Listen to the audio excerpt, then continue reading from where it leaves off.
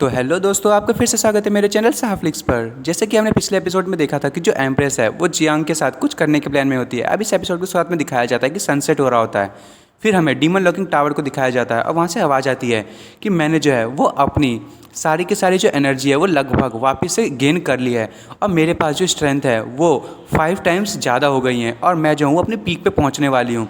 और वो हमें पता चलता है कि कोई और नहीं, वो एम्प्रेस होती है। वो कहती है और इस टाइम जो है ये फीलिंग कितनी अच्छी है, इस टाइम ये फीलिंग कितनी अलग सी लग रही है। और वो सोचे जा रही होती है कि ये जो फीलिंग है वो कितनी ज़्यादा वंडरफुल थी, ये एक्सपीरियंस कितना ज़्यादा अच्छा था। तभी हमें जियांग को दिखाया जाता है और एम्प्रेस जो है वो जियांग से कहती है कि तुमने जो है बहुत ही अच्छा काम किया। और एम्प्रेस कहती है कि क्या एक बार फिर से इसे कंटिन्यू करेगी। जियांग कहता है अच्छा दोबारा से कहो। और उसके बाद वो एकदम शौक में मन में कह रहा होता है कि मुझे जो है जल्दी से इसे ओवरटेक करने की ज़रूरत है। और मैं जो हूँ वो अपनी जो 18 मार्शल आर्ट टेक्निक मैंने सीखी थी, मैंने इस सीनियर पे यूज़ कर ली। अब मुझे जो है वो अपनी वाइफ पे यूज़ करना था। तभी जियांग जो है बैठ के कल्टीवेट करने लगता है, उसकी पावर जो है वो बढ़ने लगती है। और वो कहता है कि भले ही जो मेरी रियल में ये जो है वो बहुत ज़्यादा बढ़ गई है और मैं बहुत ज़्यादा ताकतवर हो गया हूँ और मेरे पास जो है वो ज़्यादा विटेलिटी होनी चाहिए ताकि मैं जो हूँ वो ब्रेक थ्रू कर सकूँ। तभी जो एम्प्रेस है वो जियांग से कहती है कि ये कितना अच्छा है ना, ये एक विन विन सिचुएशन है हम दोनों के लिए, मैंने सही कहा ना। और जियांग वहाँ पे ये सुन के परेशान हो रहा होता है। तभी एम्प्रेस कहती है और मैं जो हूँ चिंता मत करो, मैं तुम्हें कभी भी बैड तरीके से ट्रीट नहीं करूँगी। तभी जियांग एम्प्रेस को देखता हुआ कहता है कि ये जो है वो बिल्कुल ही एक स्ट्रॉन्ग वूमेन है, पर ये जो है वो डिफरेंट है यांग क्विंगचैंग से। यांग क्विंगचैंग जो है वो हमेशा डिमांड करती रहती थी और मेरी पावर को जो है वो हमेशा स्क्वीज़ करती रहती थी। तभी जियांग जो है वो उठता हुआ कहता है कि क्या तुम उस दुनिया को नहीं देखना चाहते जिसको तुमने प्रोटेक्ट किया था। चलो आज हम लोग मिलके जो सिटी है वहाँ जाते हैं और वहाँ पे इंक्वायरी करते हैं कि वहाँ की जो सिचुएशन है वो कैसी है। तभी एम्प्रेस सुन के ब्लश करने लगती है और वो कहती है क्या क्या वो मुझे डेट के लिए इनवाइट कर रहा है। तभी जियांग एम्प्रेस को ऐसे सोचते हुए देख के कहता है कि लगता है कि जो मैजेस्टी है उन्होंने कुछ ज़्यादा ही मिसअंडरस्टैंडिंग कर लिया है। तभी हमें जो सीटीएस का सीन दिखाया जाता है, एक जो बंदा है वो कैंडी फ्लॉस को जो है वो सेल कर रहा होता है और एम्प्रेस वहीं देखे जा रही होती है। तभी जियांग जो है वो कहता है कि क्या तुम जो हो कैंडी फ्लॉस को खाना चाहती हो, ये कितनी जो शर्म की बात है। तभी एम्प्रेस कहती है कि मैंने हमेशा सोचा था कि ये जो लैंड है वो मेरे बिना कभी भी काम नहीं कर सकता, पर जो मेरी अब्सेंस के बिना भी 1000 सालों के तब भी ये लोग जो है अभी भी जो अच्छे से जी रहे हैं और इनकी जो लाइफ है वो अभी भी पेश में है। और मैं नहीं चाहती कि ये लोग जो हैं वो अपनी हैप्पीनेस को गंवाएं और मैं जो हूँ इन लोगों की जो दुनिया है उसको डिस्ट्रॉय कर दूँ। तभी वो कहती हैं कि पर जो ग्रेट सिया के जो लोग थे वो भी इनोसेंट थे और वो बोल रही होती है कि जो बच्ची थी और इतने सारे लोग थे उन लोगों को भी जीने का हक था। तभी जियांग कहता है कि ये लो और इसे खाओ। और एम्प्रेस कहती है कैंडी, मैं कोई एक छोटी बच्ची नहीं हूँ। तभी जो जियांग है वो कहता है कि चिंता मत करो, इसे खाओ। और जियांग जो है वो उसे कैंडी देते हुए कहता है कि तुम्हारे बिना 1000 सालों के बाद भी जो ड्रैगन एम्परर है, यदि उन्होंने अपनी डेथ को अपने लोगों को बचाने के लिए यूज़ नहीं किया होता तो डिमोनिक बीस्ट जो है वो यहाँ पे कब तक आ चुके होते और उन लोगों ने जो इस चीज़ को डिस्ट्रॉय कर दिया होता इन प्लेसेस को, और ये जो दुनिया होती वो बिल्कुल भी पीस नहीं होती। आखिर तुम लोग यहाँ पे नहीं होते तो ये जगह ही नहीं होती। तभी जियांग जो है वो कह रहा होता है कि ये जो सारे पीपल है वो इनोसेंट है। टियानवो एम्पायर जो है वो इन लोगों के जो इनोसेंस फीलिंग है उसके ऊपर बैठी हुई है और वो लोग जो हैं बिल्कुल ही क्राइम पे क्राइम किए जा रहे हैं। और जो जिस नेशन में ये लोग रहते हैं, ये जो शांति भरे लोग हैं, उनके लिए ये एक पाप से कम नहीं है, पर ये इनको पता भी नहीं है कि वो आखिर कितनी सारी बुराइयों के ऊपर बैठे हुए हैं। तभी जियांग एकदम गुस्से में कहता है कि मुझे लगता है कि पक्का कुछ ना कुछ तो मैटर हुआ है और यहाँ पे जो सच्चाई है वो कुछ ज़्यादा ही अलग है और जो सच्चाई है उसको मिटा दिया गया है। मैं जो हूँ पहले अपनी वाइफ को बचाऊंगा और उसके बाद जो एम्परर है उससे जितने भी मामले उसको सेटल करूँगा। तभी जो एम्परर होती है वो कहती है ठीक है। तभी हमें दो लोगों को दिखाया जाता है, वो लोग बातें कर रहे होते हैं और एक बंदा कहता है कि तुमने सुना कि जो इम्पीरियल प्रिंसेस है वो शादी करने वाली है एम्परर सिटी में, अगले ही महीने उसकी शादी है। तभी दूसरा बंदा कहता है क्या वो क्रेजी बेच, आखिर वो उसको तो ट्रूप्स को संभालना चाहिए था और वो शादी कर रही है। तभी जियांग जो है वो उसके हाथ में पड़े हुए कप को तोड़ देता है। तभी जो दूसरा बंदा होता है वो कहता है कि बस कुछ दिनों की ही बात है और वो जो है वो अचानक से ही जो कह सकते हैं कि ईस्ट चाइना सी वहाँ से वापस आ चुकी है और जो एम्पायर है उसने उसकी जो शादी है वो तय कर दी है। तभी जियांग एकदम गुस्से में उनके पास आता है और वो कहता है तुमने अभी क्या कहा, किसकी शादी होने वाली है। तभी वो जो दोनों होते हैं वो डर जाते हैं, वो कहते हैं इंपीरियल प्रिंसेस की ली चैन। और तभी हमें जो इंपीरियल पैलेस है उसे दिखाया जाता है और एक जो मेड होती है वो अपने पास से एक बोल में कुछ लेके जा रही होती है और वहाँ पे एक जगह होती है और उसके बाद हमें दिखाया जाता है कि वो जो जगह है वहाँ पे गेट खोला जाता है और वहाँ पे एक केज होता है और उसमें कोई कैद होती है और जो वो लोग आए होते हैं वो कहते हैं योर हाइनेस आपका टाइम हो गया मेडिसिन लेने का। और हमें पता चलता है ये कोई और नहीं, ये तो जियांग की बहन होती है और जो उसकी जो पैर होते हैं उसमें जंजीरों को बांधा होता है। तभी एक जो लड़का है उस सर्वेंट को पुश करते हुए कहता है कि जाओ भी।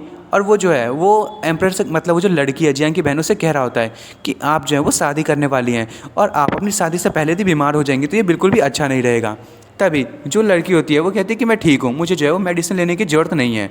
तभी वो जो सर्वेंट होते हैं वो कहते हैं कि प्रिंसेस आप बीमार हैं और यदि आप बीमार हो गए तो जो हमारे मैजेस्टी है वो उनको बहुत ज़्यादा परेशानी होगी। आप जो है इस मेडिसिन को प्लीज़ पी लें और सब कुछ ठीक हो जाएगा। और जो प्रिंसेस है वो बिल्कुल खुशी खुशी जो है वो शादी भी कर लेंगे। ये कितनी अच्छी बात है, तो आप इसे क्यों नहीं पी लेते हो। और फिर हमें जो इंपीरियल पैलेस है उसी के दूसरे एरिया का सीन दिखाया जाता है जहाँ पे जो है बारिश हो रही होती है और हमें दिखाया जाता है कि कोई जो बंदा होता है वो एक ड्रैगन के सामने खड़ा होता है और ये कोई और नहीं वही एम्परर होता है जो अभी का है। और वो कह रहा होता है कि जो सिया थी वो आखिर जाग चुकी है और हमारे जो इंपीरियल सिटी है उसकी जो ग्राउंड है वो एकदम अब हिल रही है और हमारी जो प्रोफेसी है वो अब ख़त्म होने वाला है। ऐसा लग रहा है जो ग्रेट सिया है वो 1000 सालों के बाद जाके उस चीज़ को ख़त्म करने वाली है। तभी हमें दिखाया जाता है कि जो वो लोग हैं वो कुछ लोगों को मार रहे होते हैं, उनकी जान ले रहे होते हैं। तभी वो जो लड़की होती है जिसको वो मारने वाले होते हैं मतलब उनका जो गला है उसे कट करने वाले होते हैं, वो लड़की कहती है कि 1000 सालों के बाद हमारी जो एम्प्रेस है वो दोबारा से जागेगी और ये जो लैंड है वो पूरी की पूरी कांपने लगेगी और तुम लोग जो हो तुम लोगों को पता चलेगा कि इस लैंड का असली ओनर कौन है। और तभी वो लोग जो है उस लड़की का जो है वो गर्दन काटने वाले होते हैं। तभी वो कहती है कि जो भी बंदा था जिसने हमसे हमारी जो कंट्री है उसको चुराया और हमारे सारे लोगों को मार दिया, जो फिनिक्स है वो वापस आएंगी और अपनी फ्लेम से उन सबको जला देंगी और तुम सबको तुम्हारे पाप का जो है उन सब चीज़ों का सफ़र करना पड़ेगा। तभी जो एम्परर है उस ड्रैगन के सामने खड़ा होता है, वो कहता है कि जो हमारे डिसेंडेंट्स थे उन्होंने पूरी कोशिश की ताकि हम जो है उस एम्परर को वो ख़त्म कर सकें और जो डेक्सिया है वो उस नाम के कर्स को वहाँ से कभी भी जागने ना दें। और तभी वो कुछ अगरबत्तियों को जलाता है। वो कहता है कि हम लोग जो हैं कई सालों से जो सोल्स हैं उसको इकट्ठा कर रहे थे, कितने सारे जो हमने एंसेस्टर ड्रैगन्स हैं उन सबको इकट्ठा किया और हमने ड्रैगन बोन्स को इकट्ठा किया ताकि हम जो हैं जब वो एम्प्रेस जागे तो उन सबका सामना करें। ज़ेंग गुओ जो है उसने ड्रैगन एम्परर का जो सोल है उसे भी इकट्ठा किया था, पर इतनी हज़ारों सालों की प्लानिंग एक ही सिंगल दिन में सारी के सारी एक ही बार में गिर गई और ये जो एम्पायर है वो एकदम ख़त्म होने वाला है। और वो कह रही होती है कि जो इंपीरियल प्रिंसेस है ली चैन, जिस पे मैं सबसे ज़्यादा बिलीव करता था और मुझे उस पर बहुत ज़्यादा होप था, अब मुझे पता चला कि वो मेरे लिए डिसलॉयल थी और वो कभी भी मेरे लिए फेथफुल नहीं थी। उसने जो है वो रिबेलियन कर दिया मेरे सामने सिर्फ एक आदमी के लिए और वो जो एक नाइफ़ है उसका यूज़ करते हुए अपने हाथ पे कट लगाने वाला होता है। और वो कहता है कि मैंने जो है उसकी जो शादी है वो अरेंज कर दिया है, अब उसकी जो शादी है वो दूसरे सिटी के जो एम्परर है उससे होगी। और तभी वो अपने हाथों को काट लेता है और वो कहता है कि अब जो एम्प्रेस सिया है उसकी जो एबिलिटी है वो इन्नेट रियल्म पे है और अपनी जो वर्ल्ड है उसको प्रोटेक्ट करने के लिए मुझे इतनी तो सेक्रीफाइस देना ही पड़ेगा। और वो कह रहा है कि मैं सेक्रीफाइस के तौर पे अपने जो डिसेंडेंट है उनके ब्लड को दूंगा और मैं उनसे कहूँगा कि हमारी जो कंट्री है उसको प्रोटेक्ट करें और टियानवो एम्पायर को ब्लेसिंग दे, प्लीज़ हमारी मदद करें ताकि हम जो है एम्प्रेस को जो है वो डिस्ट्रॉय कर सके। तभी दिखाया जाता है वो जो ब्लड है वो गिर रहा होता है, वो जो अगरबत्ती उसने जलाई होती है और तभी वो जो ड्रैगन उसके सामने होता है, जो मैं तब से सोच रहा था कि वो सिर्फ एक मतलब एक पुतला है, पर वो अचानक से जाग जाता है और उसकी आंखें खुलती हैं और तभी वो उसके सामने आ जाता है एम्परर्स के सामने और वो ड्रैगन कहता है इन्नेट रियल। और तभी जो एम्परर है वो कहता है कि अब 1000 सालों के बाद मैंने जो है इस सीक्रेट तरीका था उसका यूज़ किया ताकि मैं अपने जो टियानवे एम्पायर है उसके जो डीपेस्ट पार्ट में जो बसे हुए हमारे जो डिसेंडेंट्स हैं उनकी मदद ले सकूं। और उसके बाद हमें फॉरेस्ट का सीन दिखाया जाता है और वो नॉर्थन ब्लैक रॉक फॉरेस्ट होता है और जियांग हांग जो है वो एम्प्रेस के साथ लगातार दिन रात जो है वो ट्रैवल कर रहा होता है लगभग 3 दिनों से और वो लोग जो है वो ब्लैक रॉक फॉरेस्ट जो है वहाँ पे पहुँच गए होते हैं उसके नॉर्थन पार्ट में।